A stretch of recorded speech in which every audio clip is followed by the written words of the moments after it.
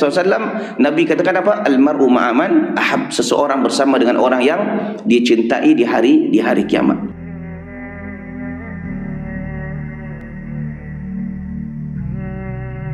Yang kita tak tahu, adakah iman dan hidayah itu akan terus sampai ke akhir hayat. Kita tak tahu.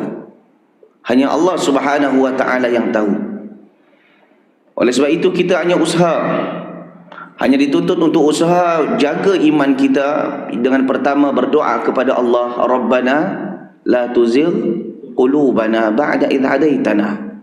Ya Allah, jangan kau pesongkan hati kami, jangan kau sesatkan kami, jangan kau campakkan kami kepada kesesatan selepas engkau berikan kami hidayah.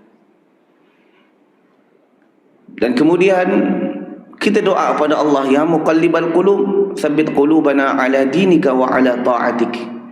Ya Allah yang membolak-balikkan hati, tetapkanlah iman hati kami di atas ketaatan kepadamu. Dan kita mohon pada Allah Subhanahu wa ta'ala, moga-moga iman kita kekal ke akhir, hingga ke akhir hayat, dan kita mati dalam keadaan husnul khatimah. Amin ya rabbal alamin.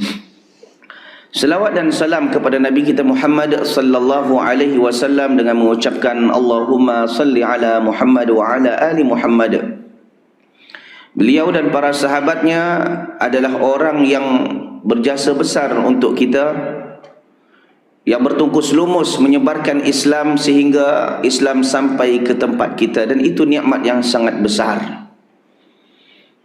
Mudah-mudahan dengan banyaknya berselawat kita kepada Nabi sallallahu alaihi wasallam, ia akan menimbulkan rasa cinta kita kepada Nabi, dan sesuatu yang sentiasa disebut, namanya disebut, pasti akan berkesan di dalam hati.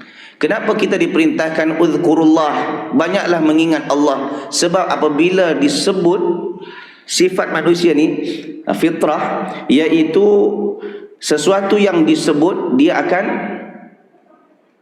timbul apa?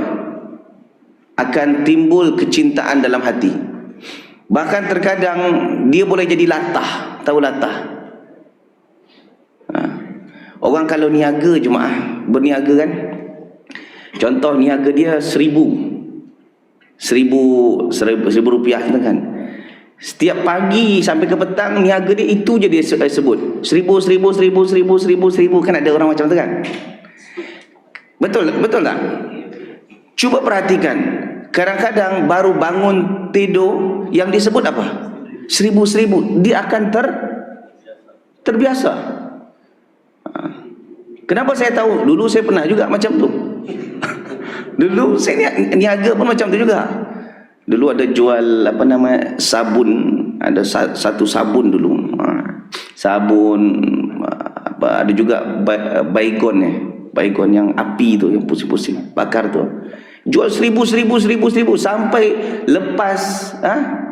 lepas bangun yang kita sebut 1,000. Baru sedar. Jadi segala sesuatu kalau dah selalu disebut, dia akan berkesan juga, walaupun tak banyak, dia akan berkesan ke dalam hati. Kalau kita selalu sebut Allah, la ilaha illallah, la ilaha illallah, la ilaha illallah, insya-Allah itu juga yang akan disebut sehingga ke akhir hayat.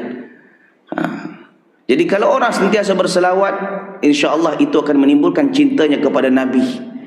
Walaupun mulanya tak banyak, dia sedikit demi sedikit nanti dia akan bertambah kecintaan itu. Dan apabila orang mencintai Nabi SAW, Nabi katakan apa? Almar'u ma'aman ahab, seseorang bersama dengan orang yang dicintai di hari kiamat. Mudah-mudahan kita, walaupun ibadah kita bukanlah sebanyak ibadah Nabi, akhlak kita mungkin bukanlah secantik akhlak Nabi, tapi mudah-mudahan cinta kita kepada Nabi dan usaha kita mengikuti sunnah beliau menjadi asbab kita boleh berjiran dengan beliau di surga nanti. Amin ya rabbal alamin.